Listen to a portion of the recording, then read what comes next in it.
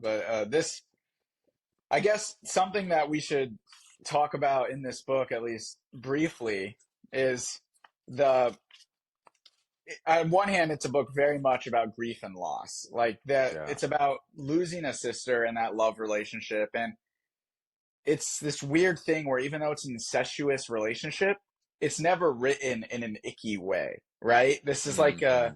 you read it and you almost sympathize with Bobby who's in love with his sister, and it's not painted as, oh no, like this is so Well, I fucked up. think they're the only two people in the world who understand each other because they're like Yeah, both.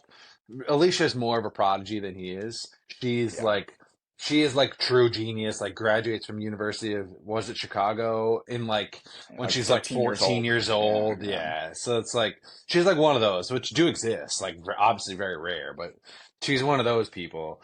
And he was more just like a brilliant normal person, like someone who goes to University of Chicago when they're 20 years old, he went to or they're 18 years Caltech old or and whatever. then he Yeah, right, drops right, out. right. Yeah, he changes his Hmm. major from math to physics because he realizes that he can't get to her level of math, and it's Yeah. just his genius is not able to compare to hers, and yet he's also brilliant. And it's I do think that the idea of grief in this book and how memory plays a Hmm. constant role throughout our lives, there's a lot about what actually remains after we die. And there's multiple stretches of this book that go into the idea that history is just a collection of what remains. And eventually, when nothing remains, that history won't remain either.